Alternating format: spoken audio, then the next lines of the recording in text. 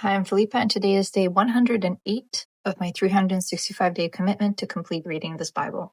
So today we have this piece here where Mordecai, the Jew, is still in the house of King Ahasuerus, and King Ahasuerus promotes Haman, the son of Hammedatha, the Agagite, and he advances him and sets a seat above all the princes that were with him.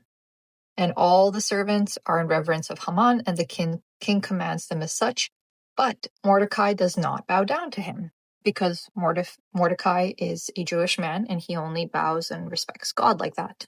So then the king's servants say, "Why are you transgressing like this?" He doesn't listen to them, so they go and tell Haman. He doesn't bow for you, and he is a Jew.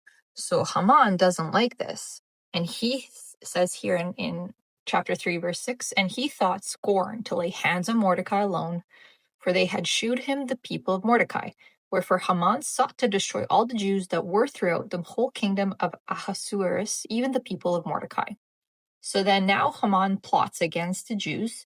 He tells the king, "These people, these Jewish people across your provinces in your kingdom, they have really different laws from you. They don't keep your own laws. It's not in your profit, it's not in your benefit to have them.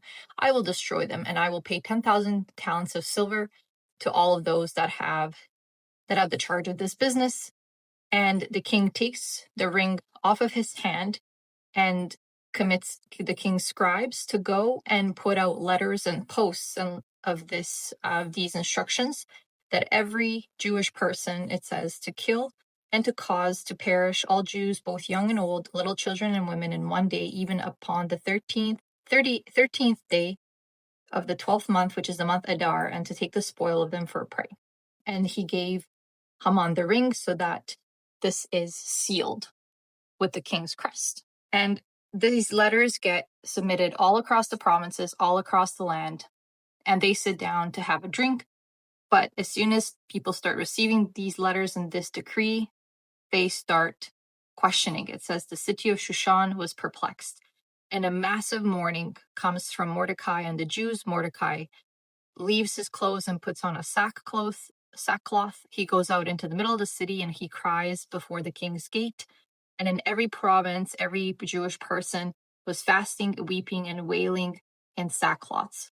So Esther's maids told her what happened, and she sends clothing to Mordecai by her chamberlain. So Esther sends one of the king's chamberlains, Hathach, to speak to Mordecai and to give him these clothes, and he refuses them.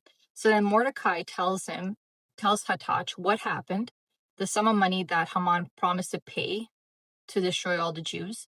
He gives a copy of this decree, of this post, of this letter about what's going to happen. And he gives directions to Esther. He says, "Please go see the king and make a request to him, because you are also Jewish, to save you and your people, all of us." And she sends back word by Hathach, and she says, "In all history that I've known, no man or woman shall come into the king into the inner court who is not called. There is one law of his, to put him to death, except such to whom the king shall hold out the golden scepter, that he may live." So she says, like, nobody's ever gone to the king unless the king has requested them. If anybody shows up without the king's request, they will be killed.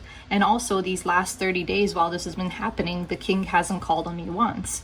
And Mordecai gets back by Hathach an answer to Esther, and he says, "Then Mordecai commanded to answer Esther, Think not with thyself that thou shalt escape in the king's house more than all the Jews." So he's basically telling her, like, don't think that you're safe just because you're behind the gates and you're like cozy with the king and you're his queen. You're still Jewish. And he basically says this to her and through Hathach, and Hathach brings back an answer from Esther to Mordecai, and this is Esther's instruction. She says in verse 16, "Go gather together all the Jews that are present in Shushan, and fast ye for me, and neither eat nor drink 3 days, night or day. I also, my maidens, will fast likewise, and so will I go in unto the king, which is not according to the law. And if I perish, I perish. So Mordecai went his way and did according to all that Esther had commanded him. So essentially, Esther is putting her faith in God, and she's saying, I'm gonna fast 3 days and 3 nights. I will go into the king's court without being requested there. And I will request that he does not do this thing. And if I die, I die.